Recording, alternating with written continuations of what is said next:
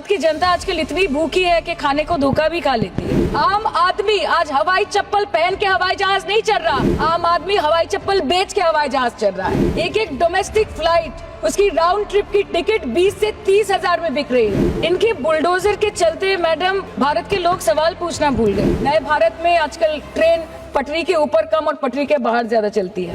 पहले आम आदमी पॉकेट में पैसा लेके बाजार जाता था और थैली भरकर सामान लाता था, लेकिन अमृत काल में आदमी थैली भरकर पैसा लेके जाता है और पॉकेट में आलू टमाटर प्याज लेके घर वापस आता है। ये बेटी बचाओ बेटी पढ़ाओ तो 10 साल पहले मोदी जी ने लॉन्च किया था, लेकिन उसके 80% पैसे सिर्फ पब्लिसिटी और मार्केटिंग और एडवर्टाइजमेंट में खर्च कर दिए। तो आपको अगर सब जगह से पैसा चाहिए तो मुझे ये बात समझ में नहीं आती कि लोग खुद के लिए आपको वोट देते हैं कि आपके फायदे के लिए वोट देते हैं। लोकसभा पे खर्च करके क्या फायदा मैडम, जब यहाँ पे विपक्ष को बोलने का अधिकार ही न हो। और आपके अमृत काल में The cost of medical treatment has been doubled in the last 5 years. Regularly लिए जाने वाले दवाइयों की कीमत 50% बढ़ गई। माननीय वित्त मंत्री ने पहले कहा था कि बहुत हो गई महंगाई की मार, अब की बार मोदी सरकार। और आज उनके विचार में inflation is an international problem, महंगाई एक अंतरराष्ट्रीय समस्या है। तो विश्व गुरु विश्व बंधु इस अंतरराष्ट्रीय समस्या का समाधान क्यों नहीं कर पा रहे? मैडम भारत में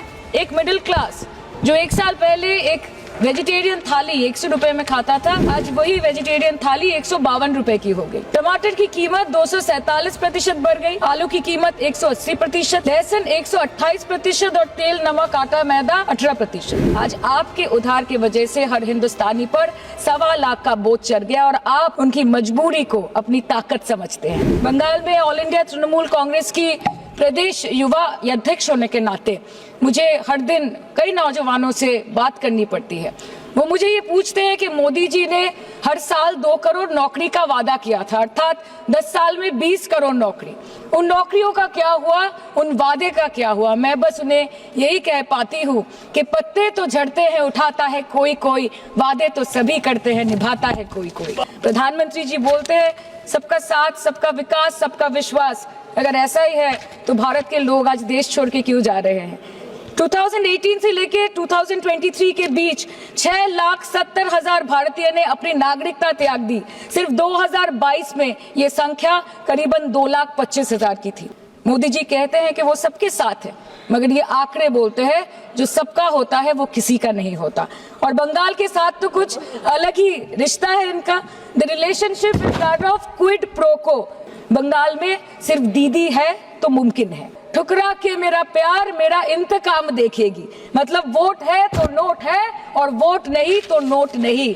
सो आप सबका साथ सबका विकास जो बोलते हैं, is it hinging on colour coding? आपको रंग पसंद नहीं तो आप बंगाल के लोगों को पैसा नहीं दोगे और फिर आप आके बोलते हो कि हम बंगाल में जीत क्यों नहीं पाते?